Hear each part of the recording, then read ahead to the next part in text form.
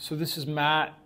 We're going to be working on his knee. With this next exercise, this is going to be in the same spot. So if we squeeze our butt together, that half moon shape is where we don't want to feel it anywhere else. We don't want to feel it on the inside of the adductor. We don't want to feel it in the TFL. Now, you may get a little bit of that just because your body's adjusting to finding the glute. If it's like 10, 20% in the wrong spot, but 80% in the right spot, that's something you can build over a couple weeks, and then it becomes 100% in the correct spot, which is right through here. So let's go into the technique, all right? When you go on here, the biggest mistake people make is that their heel gets in front of their knee this way when they're on this. They get more here. You want to feel like you're almost taking your leg and bending it back behind you. We'll show you the angle here. Do you see how he can't reach here? So I want you to get in nice and close. To reach where? To grab. See how he, but with your elbow on the floor. See how you're still too far away? So get your chest in. Yep. There you go. Do you see how now, look at his heel. Now it's in line with the center of the butt. And we're going to make sure these knees are stacked right on top of each other. Okay? That's the basic setup. And then we're going to show you with the weight and the towel. So we're going to go here. Now, I like putting in an ankle weight. That's good. He's in perfect position now to learn. I like putting an ankle, and look, his ankle's just going to be on the edge so when this knee drops, okay, he can be in the correct position. I like putting an ankle weight and starting with like 5 pounds, and I'll put it below here. If you don't have that, we're going to show you how to just use a dumbbell. But this gives you more leverage. It just feels better. You can start with 5 to 8 pounds, okay? Generally, this might be actually too much for him. We're gonna start with the 5 pounds, but we're in the Czech Republic, we're gonna use 2.5. Actually, this is 3 kilos, that's fine. So he's gonna put it here. The more down here it is, the harder it is. So if it gets too hard, he just brings it back a little bit. But we're gonna start here. We're gonna take this towel. We're gonna put this towel underneath his knee. Here, but what that does is it turns the knees more into each other, so we're going to get more of a stretch. I believe this exercise here is more minimus, because the minimus hooks the front of the hip head, so when we drop in, it's going to attack that. Obviously, you're going to get the medius too, but I believe that's why when you're doing this exercise, you really want to focus on the down, not the up. So now, let's look at the basic technique. We're going to make sure that this right here, do you see how nice and straight that is? That's what we want. And now touch your knee to the other knee. If you can't touch, that's fine. Now lift your knee up. Good. And back down. Really slow and controlled. Feel the stretch. And up. That's it. And down and up. Why don't we show some different angles? We'll go over and you can get like a low angle so they can see from there. Right like that. Yep. And slow and controlled on the way down and get the stretch into the minimus, yeah? Up and down. The key is he's not moving his hip. Go ahead, you're good. Feel it in the right spot?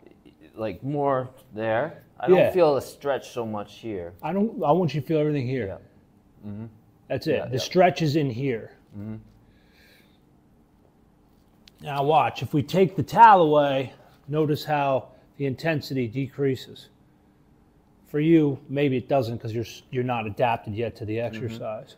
I mean, I feel a better stretch when I can go a little lower. That's okay. Eventually, you want to be able to use the towel. So again, you don't have to use the towel, guys. But if you feel better without the towel, eventually you do want to use the towel because it creates more of a stretch. But it's okay if he feels it more. Let's go back under with the towel. Now you see what I'm saying? Yep. Now he understands. Took the towel away, then I put it back under. Yep. That's what you want. There, bam. So his heel started getting out this way, so I made sure it was stayed in line. And now it's going to crush it. And our goal is to get the knee up to the top of the bench or the ankle, not letting that move, only feeling this spot, not feeling it in these other compensation areas. Again, if you feel a little compensation, it's not the end of the world. But you just want to feel primarily right through here. Good? Let's do the other side. Yeah.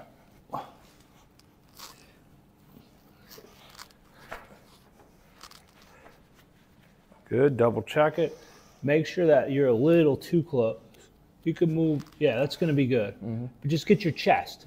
See, that's what I want. So guys, so why don't you just show what happened here? If you take it and go over, yeah. So he was like back this way, but if I get my chest closer, see how then now, boom, that's what I want, okay? Now you're good. Yep. And that's why keeping that hand there, yeah, is kind of a good marker too. Good. And this is his bad side, so we'll see how this fires. But did you feel the difference when we were doing that other exercise, how one side, the side that has the problem was harder to find the glute? Without a doubt. It just takes a while. So that's generally what happens. Whenever you have a problem, if you pull your hamstring or your hip flexor, and then you go to test the glute on that side with the first exercise and the second exercise, you notice right away that that it doesn't fire the same as the other side. It's weaker or more dysfunctional. So the injury causes it to become more dysfunctional, you could say. And guys, you always get hurt at the strength, not the weakness. When you pull your hamstring, everyone's like, oh, let me strengthen the hamstring, it's weak. No, no, no. It was being overused. That was your go-to muscle because it didn't have the support from the glute medius and minimus from these two exercises. So the hamstring keeps overworking, pull. Then you go in, you go back to strengthen it, and it feels better, then you go run, it pulls again. Well, why?